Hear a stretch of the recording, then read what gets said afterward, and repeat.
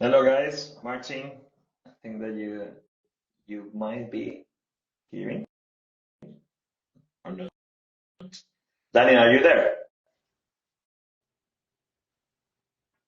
Hi all, how are you? I think Hey there. Martin just dropped. Hey, He just dropped. Fatima. Ah, Fatiminha, hola. Yeah, wish us luck. Let's see how this thing goes. Yeah, A ver, Martin should be about to join. He was join again. Okay, here a few seconds ago. okay. Yeah, let me invite him again just in case. Just trying to put my camera. Are you using the cell phone, right? Can you do it in desktop? Yeah, Cell phone. it has to be cell phone, yeah. Okay. Okay.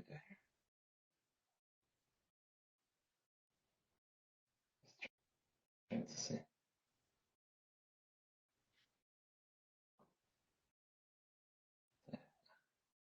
No, There you go. that's horrible. What am I doing? Hi Martin. Hi Fiona, how are you doing? Hello there. I think you need to request to become a guest. I think there's a pop-up that's gonna appear, Martin, that says send request. That's what I did.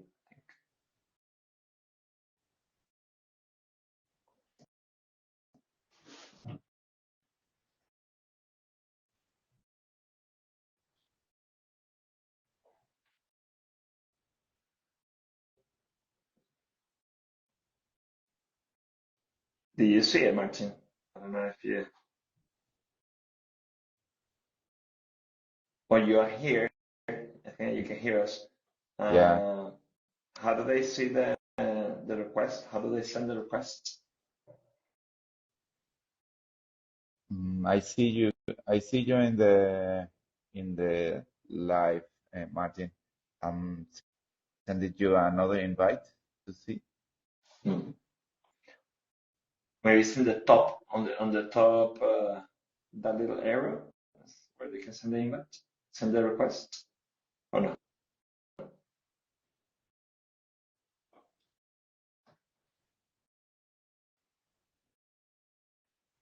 Let me see. Yeah, from this end, I can only send him the invite. He says that do we need the Insta app? I think so, right? Yeah, I think so. Yeah, I wonder if you can download it if you haven't done it, Martin. Were you connected from the desktop? Yeah, if you think you need it in the phone, yeah, we should have sent that. Practicalities. Yeah. Can you download it?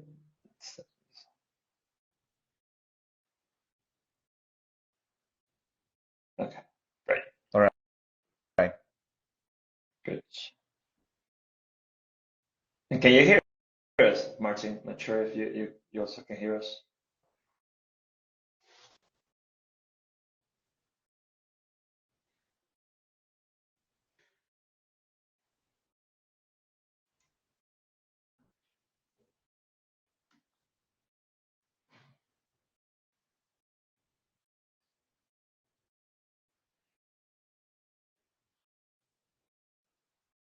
All right.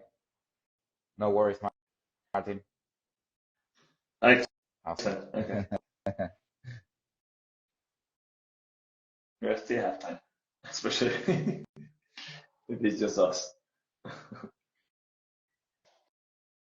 Okay.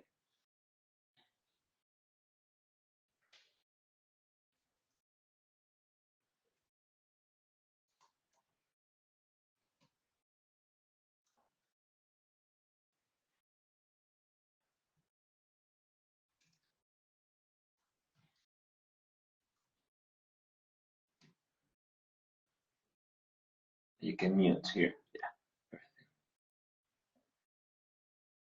Did Fatima leave? I think she left. Oh. Can I hear you? You got the notification, right? Yeah. Yeah. It's in there. All right.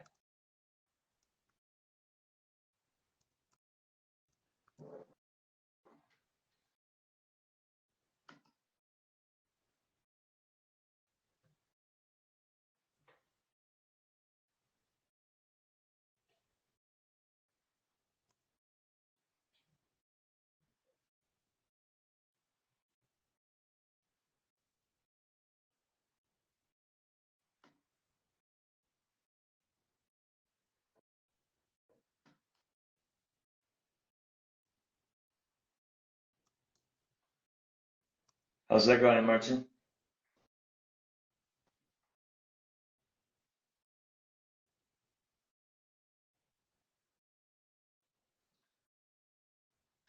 It's another request. Do you see it? Yeah, Done? I just sent it. Yeah.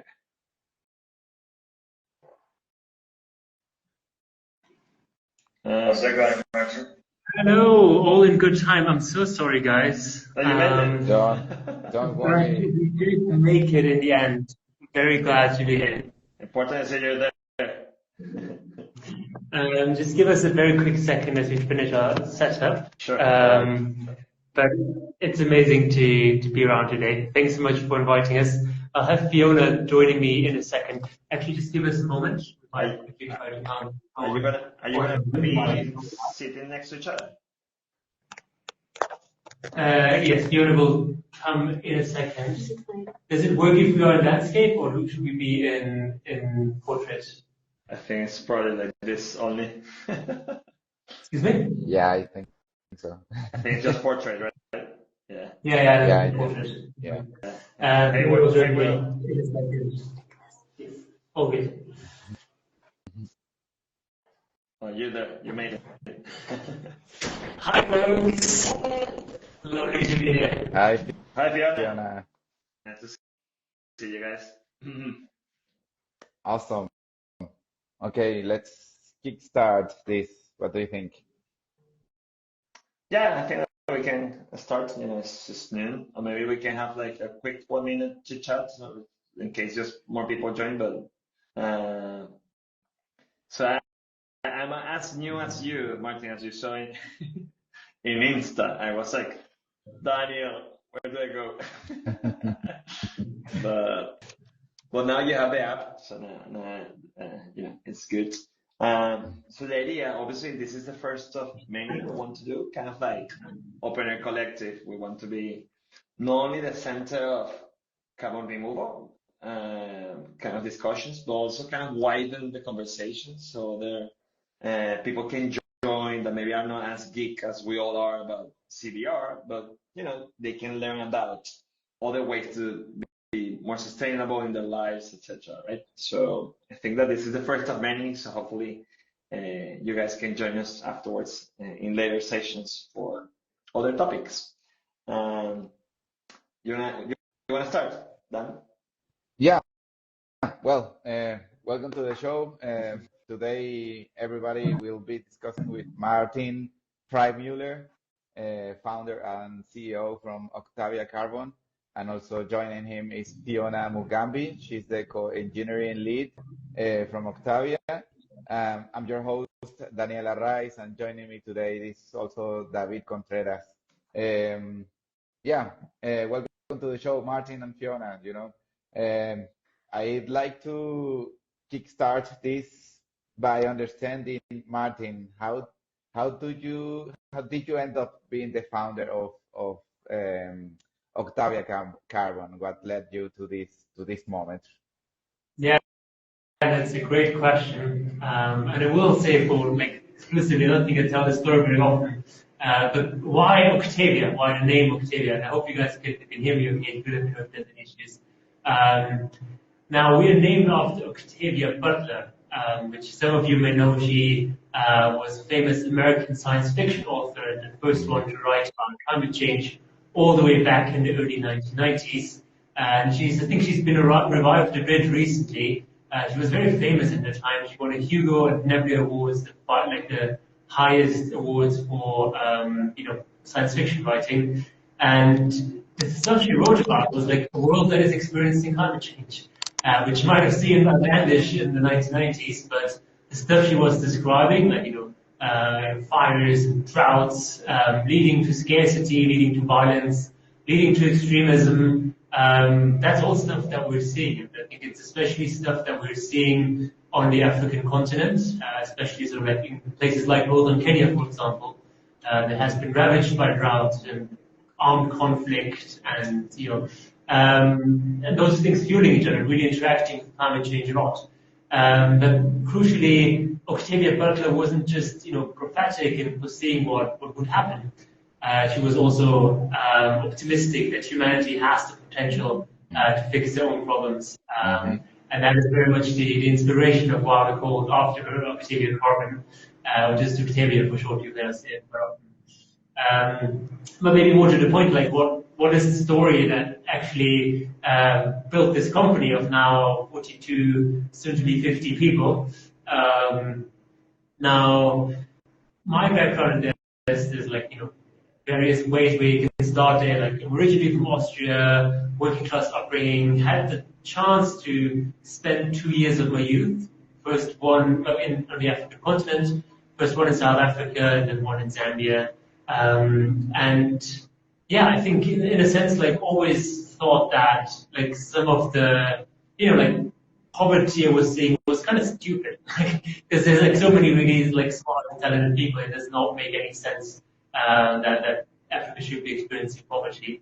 And then ultimately, like, there's just people equal. They're smart, they're gifted, they can lift themselves up from that. And that sort of led me, developed an interest in me to go into international development as a field. And I was first sort of studying something along those lines at Cambridge University in the UK, then at Dalberg in London, an international development consultancy. I was working on that topic and eventually realized that carbon removal could be, well, it is going to be one of the biggest industries of this century. And direct air capture, they're really interesting because it is going to be a key industrial sector, much like steel or cement or something. Because we don't just have to remove a ton or many tons of carbon from the air. We also have to replace every ton of fossil carbon currently circulating in our economy, whether it's plastic, fuels, whatever. And yeah, long story short, that created me an interest in data capture and carbon removal. And I then realized at some point that Kenya has the exact right energy, geology, and talent to be a leader in direct data capture. Then I moved my life in and started Octavia company about a year and a half ago. And since then, we've moved very, very, very quickly. A year ago, we were 4 people. Fiona has just joined Mike Duncan, me, the original 3. And the 4 of us are now the founding team and managing a company of 42 people, as I said. So that's within a year, and then hopefully we'll do that same 10x jump in the next year. So it's been a journey. We're now building the world's second largest DAC company, so bigger things to come. Second largest DAC storage installation area planning. I've also been talking for quite a while. I think it's really let you to talk about our journey to carbon removal as well. But let us know if that's we should take it that direction too. Yeah, we should. So high ended up in data capture. It's I had just completed my exams. I was just awaiting graduation, and just looking for the more traditional engineering jobs in software development, banking, and just the traditional engineering jobs. Then my friend called me up one afternoon. He's called Duncan, part of the founding team. He was like, "Hey Fiona, we have this very interesting engineering concept. We are fixing climate change by designing a dark machine." And it was very new to me, the concept. I jumped into it. Being an engineer, we always it's like you are really attracted to problems. You really want to solve it. So that's how I ended up, taking the next day, trying to solve the problem. And what I saw was an opportunity to actually be part of the solution, solving climate change. And yeah, ever since then, almost 15 months, almost 13 months for me here at Octavia, and we are really fighting climate change. Awesome. That's so That's so cool. interesting. Yeah.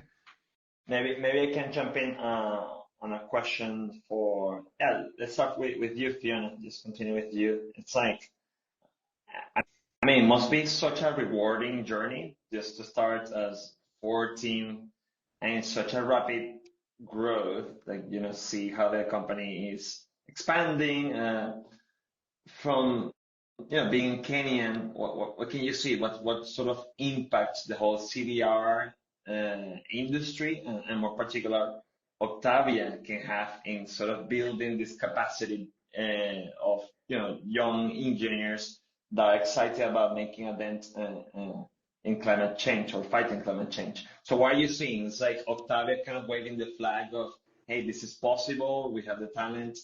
What sort of conversations have triggered that, not only at the kind of the talent base, but also from the governmental side? Can you comment on that one? Sorry, I think I'm trying to grab up the volume here, but it's a bit hard yes. to hear. Yeah, exactly. We'll have this speaker just now. But for the time being, if you can just repeat that very quickly, David, that would be very helpful. So sorry for that. Yeah. Let me try again. I don't know if either of you, if you can comment on that rapid growth that you have had, like you mentioned, for 4 people to almost 50, and what sort of kind of ripple effect that have had in terms of young generation of Kenyans that really want to make a difference, how that conversation have helped you also from even the policy level with the government, and I don't know if Octavia now is like an excellent example of what a climate tech can be, not only in Kenya, but in the global south. So what's been that conversation with the talent level, but also in the governmental level? Yeah, no, I'm very happy to talk about that aspect. And it is one of the great ways, the great things about building direct air capture here, which is simply that Kenyans just plainly have the best incentive to fix climate change. Because, climate change in many countries on earth is, oh, it's a bit hot today, let me turn up the aircon. That's not an option for the places that are most affected, right? We see that Nairobi is flooded with climate refugees from, again, north of the country, for example. And that just gives our people a really strong incentive to actually fix those problems. And I think that is also reflected on the governmental side, basically, where I think Kenya is just tired of just being seen as a climate victim, basically, right? Mm-hmm. And I think there's a sort of very, patronizing attitude that lots of people have with Africa in that regard, which is just that, oh, poor Africa is like a victim and it's hapless, and while the richer countries paying loss of damage and that sort of. And there is an aspect of that, right? Like Africa didn't cause the issue, and it is very bad. Yeah. They will listen. Yeah. Oh, we lost Martin for a second.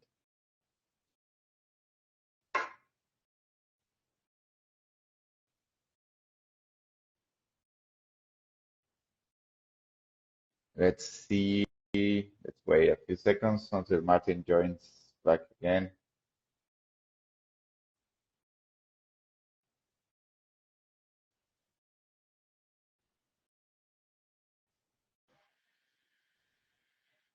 They will listen. Yep. Yeah, we lost Martin, and also we lost you for a few seconds. I'm back. Yeah. So interesting. Well, while we wait for him, so interesting the issue that he's describing, right?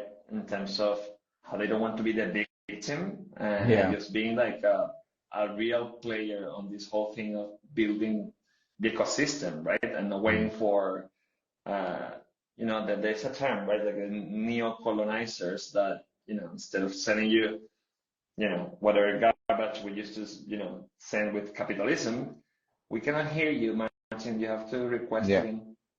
Yeah, you have to request it again. Yeah. But now, they don't have to wait for others to now export their climate technology, but just building Exactly. it in Hmm. country. So I think that that's such a strong message. In a way, that's also what we all need to do, you know. We need to stop being Can you spectators. hear me? We can Yeah, hear you again. you're back. Yeah. We can hear Okay. you. Yeah. It's a bit odd. I'm not quite sure what the issue was. But let's hope that things are a bit better now. I'm sure we'll have better audio. Okay, so sorry guys for technical hiccups. No worries. We weren't sure what the main issue was, but good to be back. And yeah, we can hear you better than ever. So I'm not sure whether you guys heard me, but essentially like, it is, I think in summary, Kenyans have one of the best incentives to fix climate change, and they are. And it's reflected both in terms of like how young people in Kenya perceive this opportunity of being their day capture in Kenya, and also how the government perceives it too. We are badly affected by climate change, but we choose not to be victims.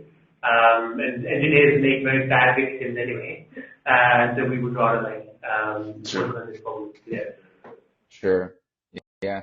Now, I think both of you mentioned briefly that Kenya also has a lot of benefits to set up a direct air capture plant.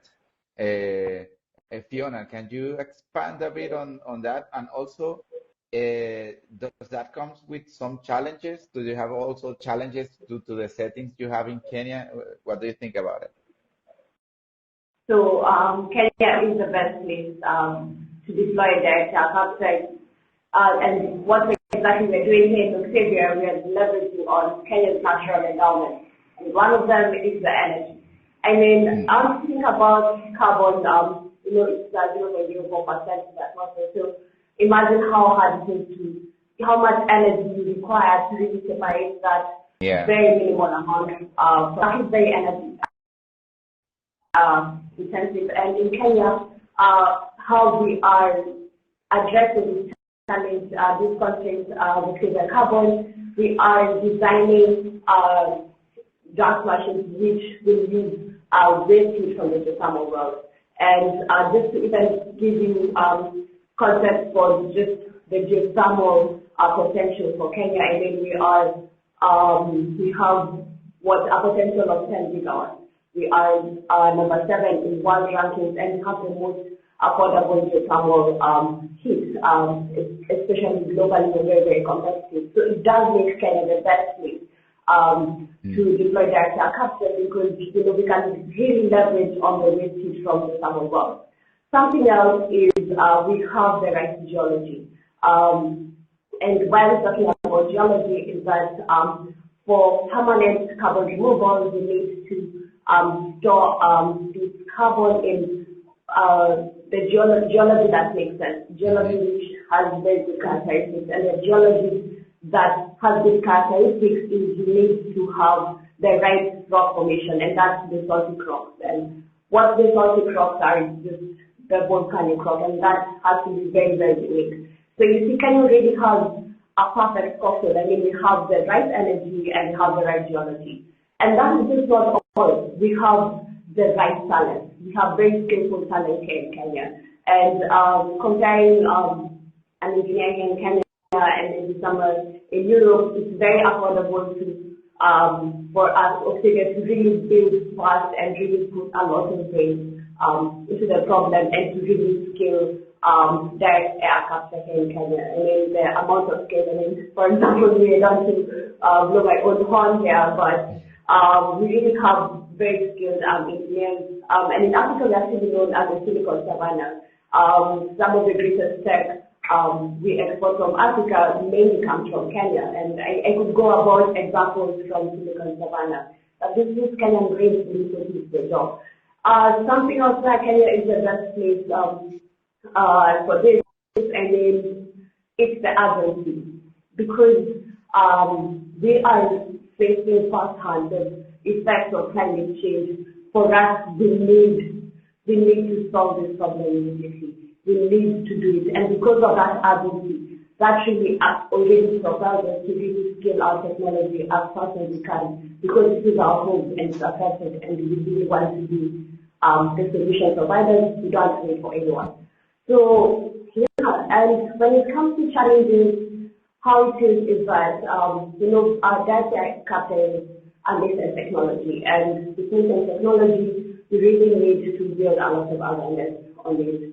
But that is something we are, Octavia Carbon, we're really doing a lot of, we are really doing a lot of community engagement, and that we just had youth coming around just to learn about what is data capture and what it also means for them and the communities around them. I don't know if I missed anything that was that's very, very thorough. I have a question for Martin. And thank you for that. I mean, I think you capture really well why Kenya and the right ingredients, from energy to geology to talent. I think that I don't know who is in charge of your social media, but we picked it up and how, what is it, like copycats are a great way of, giving you a boost in terms of, confirmation that what you're doing is right? And we all saw that, like Climeworks from Switzerland was done there in Kenya not that long ago, basically discussing with the government to try to make some plans out there. I don't know if you want to make a comment on that move, and why you think that you guys are kind of better placed to sort of be the big players in Kenya versus these guys have been around for almost more than a decade, right? And really well financed. Yeah, of course. And it's really just amazing validation for what you just said, right? The fact that Kenya is indeed, we're not making this stuff up, guys. Kenya is actually the world's best place for data capture. And, we feel very comfortable about the fact that, we are based here and building here. And if anything, this was fantastic validation. As they say, imitation is the sincerest form of flattery. So if other data companies want to join us in Kenya to build this ecosystem, and I'm sure they will, they're heartily welcome. We do see the key advantage of being here really in, actually designing and building technology that uniquely leverages these endowments that you just heard about. It uniquely leverages temperature profile that you get from the geothermal that actually creates a CO2 stream that can bind with the local geology in an optimal way. And for all these reasons, our technology is much better tailored to what Kenya has to offer. In addition to, us actually, as you heard from Björn, being able to give people a very decent lifestyle for much less than it would cost to do things elsewhere. And, that's a bunch of them, that the bulk of the costs tend to be in actually building the machines. And by virtue of designing and building machines here, we're able to really iterate much faster and build that at a much, much lower cost than our teams here in the global, who might come as early as 2028. By which time we want to be several times their size. But we're welcome to move to that. Awesome. You want to ask, Daniel? I have a couple of questions for you. Maybe I can you expand also a bit on the status of the plant? You are developing the pilot plant at the moment, right? How is that development going? Okay, so our pilot plant is called Project Hummingbird, and currently Project Hummingbird, it will have a completion, it will have 100 bananas. So the full plant capacity is 1,000 tons of CO2 annually. with anything. Nana is like the model of that unit that has 10 tons of CO2 captured per year. Yes. And 100 of those being 1,000 tons captured, which is quite a good. 100, you said, right? Yeah. 100 of them? It's 100 Lenanas. Modular that machine. Yes. Got it. Sorry, I keep saying Lenanas because we've gotten so attached to this machine as engineers. So it's captain centers, so 100 modular machines, and those are some of the advantages we have as a trader. We really leverage on modularity, so it also just helps us to learn a lot, and we can be able to maintain our machines as fast as possible. We don't have to switch off a full plan to do that. But to the point to the status of where we are, currently we are now going to the 90 more machines, approximately 90 more machines we need to do. So we expect our pilot plant to be ready by at least Q3 next year, so that is when it will be live. But currently we are continuing building the modular unit called Renana. Yes. Yeah. And we might have a sort of demo plant on site soon, where we can start hook up a few machines and actually start like controlling them remotely and so on, and then we can essentially pick it up and put it back down in the Rift Valley, which is about an hour's drive from here. And cool. I think there's a lot of technological problems that you have to solve with data capture. I think lots of people tend to think it's just one thing, but you just have to get the right chemistry, but no. It is like many, like from vacuum to like, like material rigidity and like mass transfer, heat exchange, etc. It's a lot to get right, and I think we're currently like building like people want to do it to perfect that technology and like iron out some individual niches. Hooking them up soon is like a small plant that's going to happen this year still, and then once we've proven out that plant, we'll put it in the Rift Valley with our storage partners, and we'll take it from there. Awesome. Maybe pivoting on the kind of the policy support that you may be getting. Like obviously everyone talks about the IRA in the US, which is a big boost, and we're starting to see how it's cascading into certain, especially carbon capture hubs. But we know that, for example, the government in the US, they pay certain companies to remove carbon up to, I think, $150 per ton or something. What can you say are the steps or sort of the roadmap that the government is sort of thinking in Kenya to kind of attract, not only your expansion, but basically building that Rift Valley into a hub for more data capture companies? So what sort of support are you getting? Maybe let me start there. So recently actually had the Africa Climate Summit, where actually our president is very much climate forward. He really wants to really ensure that Kenya is in a very good position, especially with fighting climate change and actually being a leader, especially in climate action. And one of the things he put forward is that we're going to be, as a country, we want to have our carbon credits to be to be a very high export commodity than between tea and coffee. And that is a very ambitious goal. And as a country, we will get there. But needless to say, yes, there are steps we need to take to get there. And we've been having a lot of engagement with the government just to provide that awareness, to introduce them to these recent technologies, especially direct air capture, and it's something which they're very receptive to. And then we have Ali Mohammed, the special climate envoy of Kenya, who's also who's our advisor, who we sit down with to actually advises us on how we do things, and helping us with lobbying and having the right government support, and actually having the government of Kenya being very receptive to direct air capture. This shows you how much they really want to invest in climate action in Kenya. And even something else, earlier in the year we had the first ever National Carbon Removal Workshop, which was the first ever of its kind. And in that workshop we had policymakers there, we had the private stakeholders, the public stakeholders, and it was really interesting to see how you know, different entities are coming together to just put Kenya on the map as a leader, especially in carbon removals. And it was something which was very, very interesting. So that just shows you how much the government is very receptive into scaling carbon removals, and one of them is data capture. Yeah.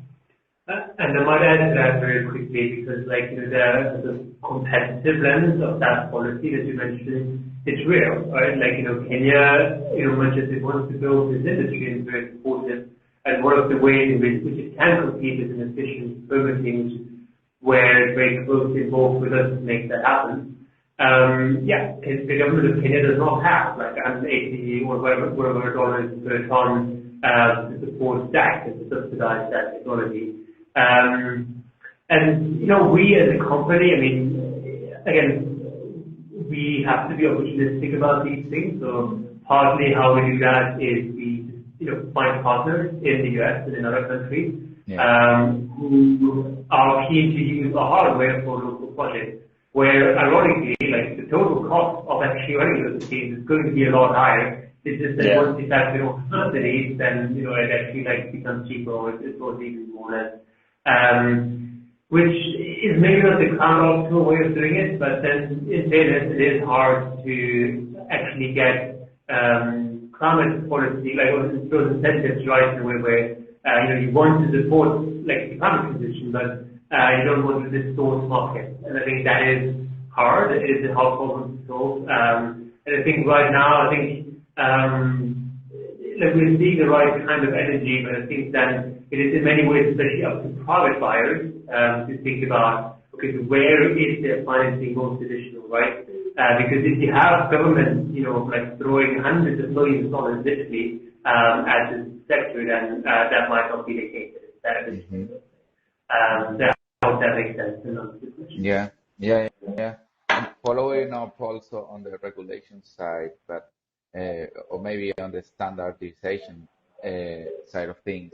Do you have to comply to certain international organisms or something like that to be able to sell the credit? And how do you guarantee that the credit is actually once you issue 1 ton of CO2 removed? How do you guarantee this is as you say it is? I mean, it's actually removed. Yeah.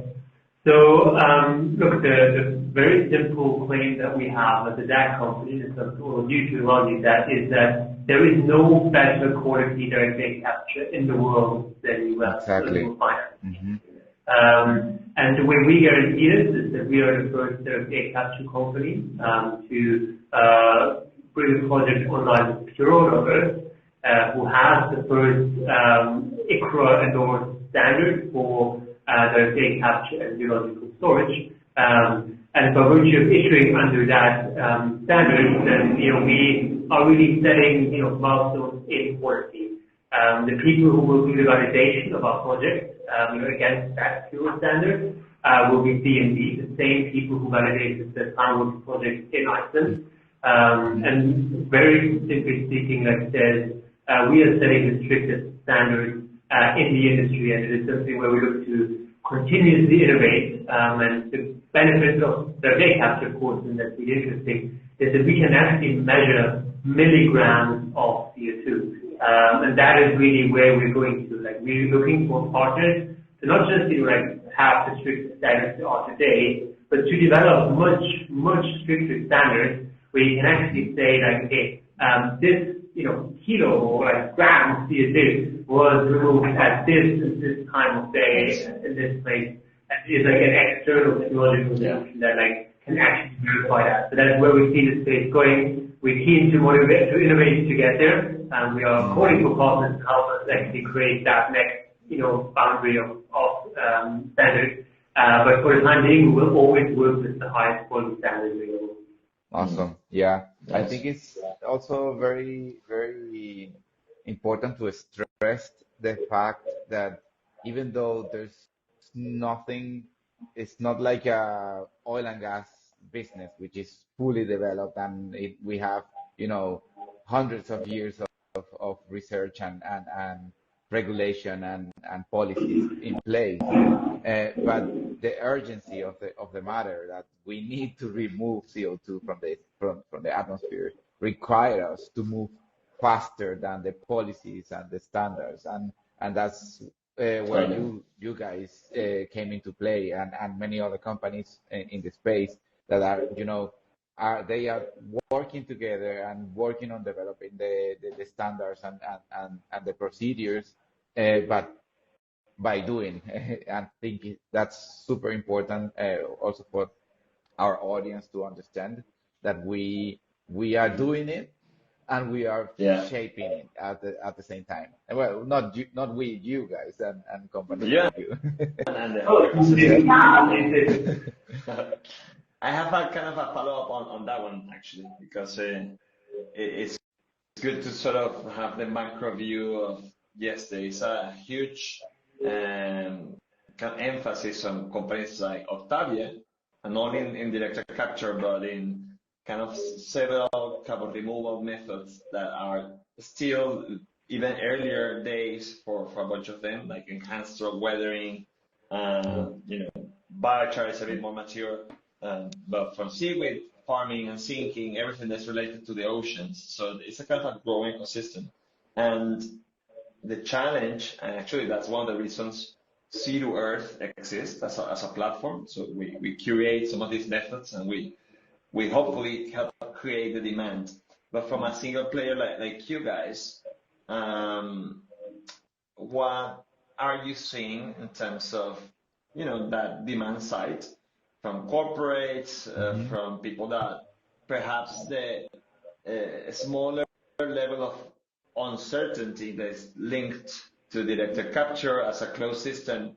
Are you seeing that people are kind of more willing to engage with you guys, either from corporates in the US or Europe, or are they still too reticent to say, hey, we just want to wait and see this whole thing mature, or these are just too late vintages, we don't have to really participate now? I mean, how are those conversations going right now? And where do you think we would have, as an ecosystem, levers to actually accelerate all this demand side of the equation?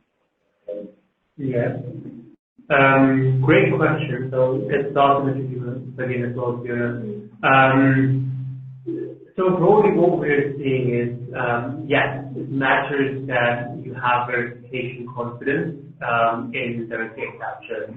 You can say with a lot of precision where C2 when it is a closed system, as you say, once the CO2 is captured, it is quantified to the highest degree, and it's never let go.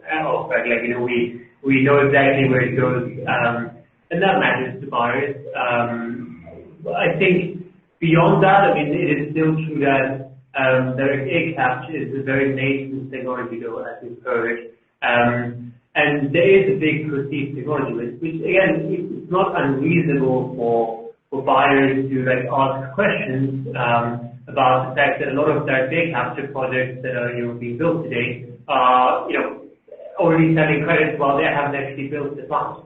Right? Our project is going to come online in about a year's time or so, but there is projects selling credits that are not going to be built for 5 years or so. And it's natural for people who have some questions about what happens if the technology doesn't quite work out the way you say and so on.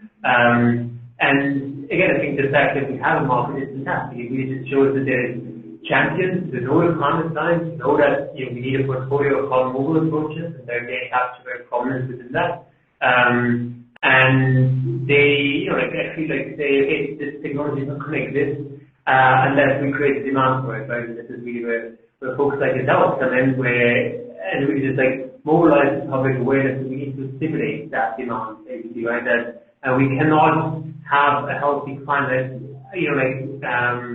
using goodwill alone. We need technology and there's a capture among them. And so, yeah, I think it's there are buyers, there are corporate buyers, and we have previously sold. We're still early days, but we sold like $500,000 worth of carbon credits and also been prepaid for. That is money we can actually use to build data capture machines today, which really helps.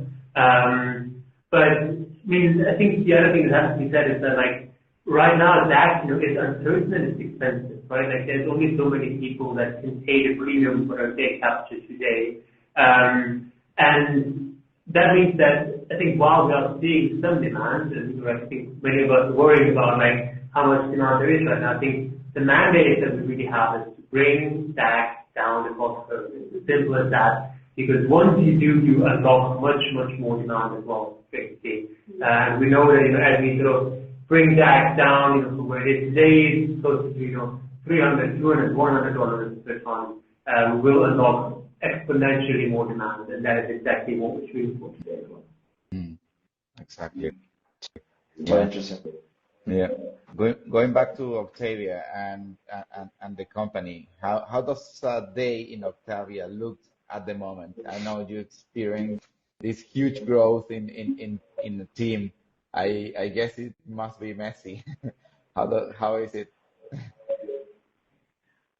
Like how are things like? How is your day to day at Octavia? Like, because I mean you grow so rapidly. Yeah. I mean, that's a very interesting question. I mean, you think it's mess, but it's organized chaos. So, I can tell to you, I think the life of an engineer in Octavia, you get up, depending on how the time you want to get in, you just can have 1 hour before kickoff, just collect your thoughts.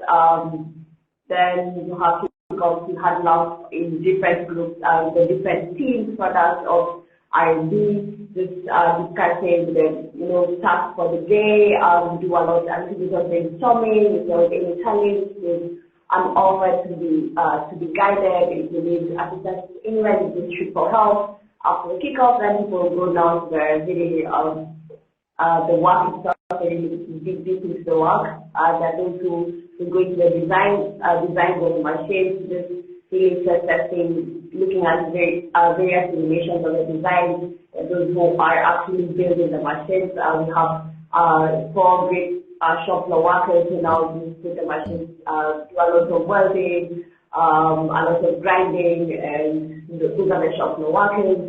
Then we have a great business team who actually ensure that we have enough money to just finish building our modular unit, which are going to plan. So mostly actually again the life of an Octavia is just really brainstorming and just really pushing yourself to the limits and coming up, really improving the design, really putting the machine together.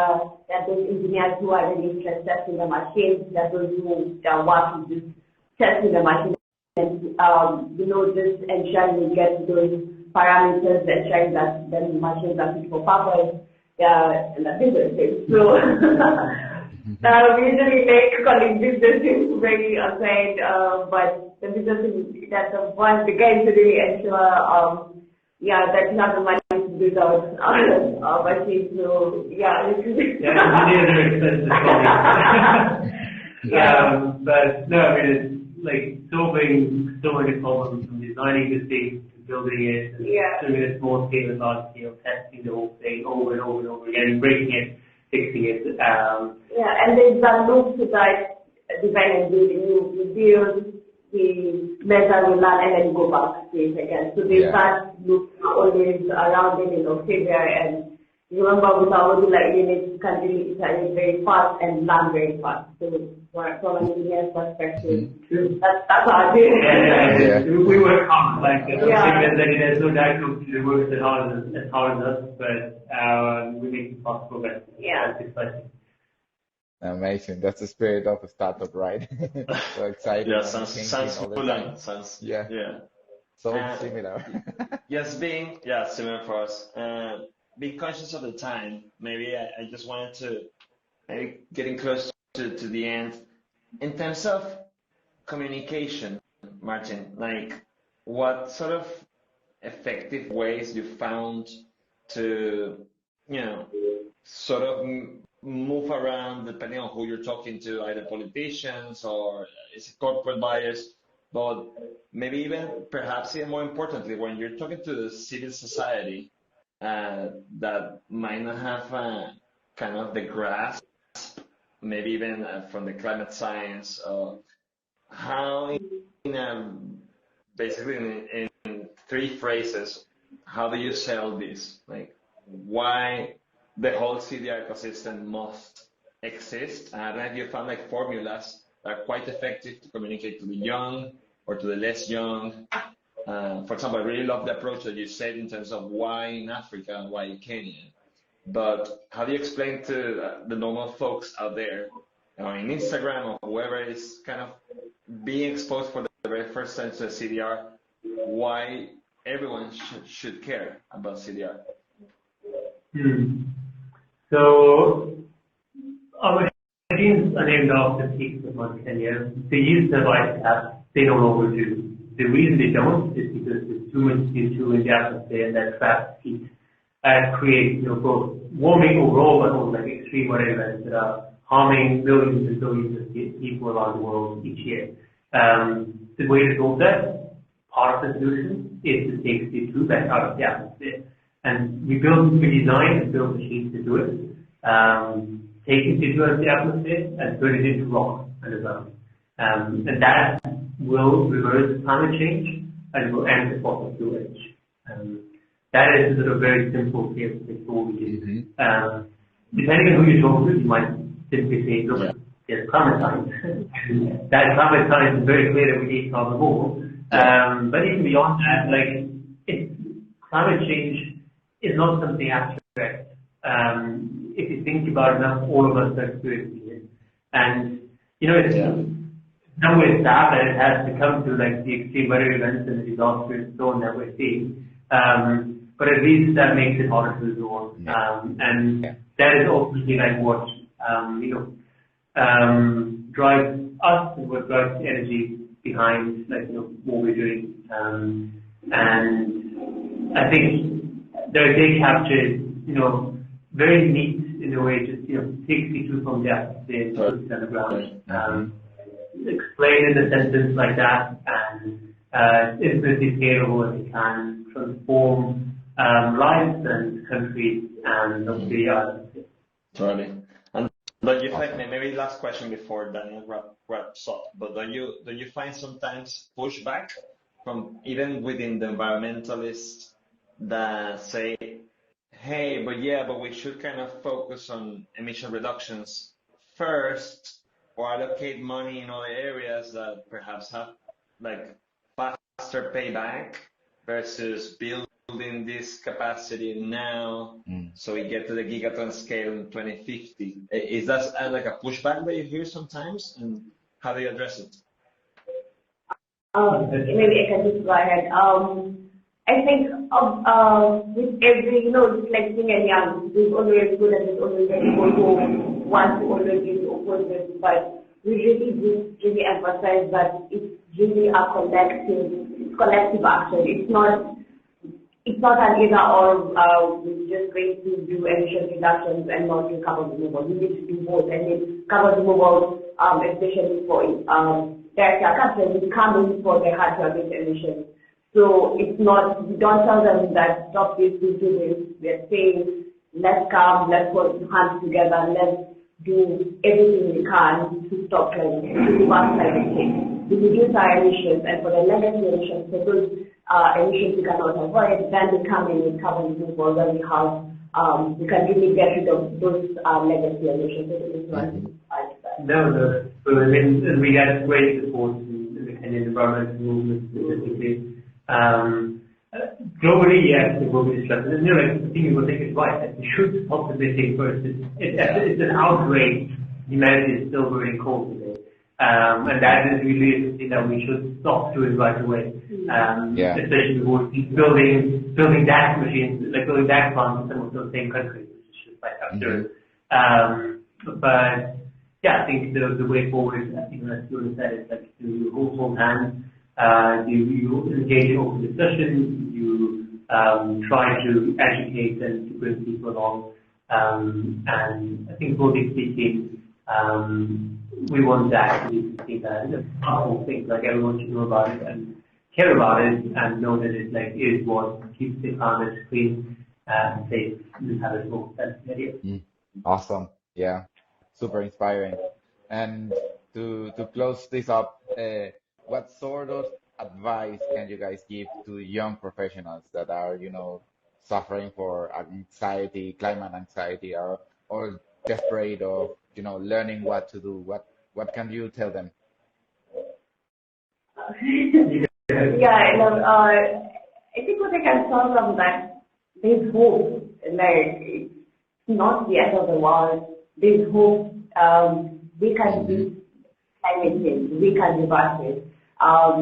We just need to really see how best you can do this market. But there's hope. Solutions are there. It's just all about bringing all these brains together, about R&D centers, universities, all of us. We collaborate with other universities, with fellow companies. We partner a lot so that we can just really advance this technology. So what I will tell them is that there's hope.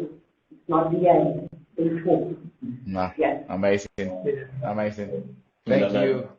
Thank you very much, Fiona and Martin, for your time today and your kind answers and thoughts. And thank you, David, for co-hosting this with me. It was the Climate Tech Talks revamped at Sea Earth. Real action right now. Goodbye, guys. Thank you, guys. Thank you very much. Thank you for joining. Bye. Bye-bye. Thanks for having us. Cheers. Bye.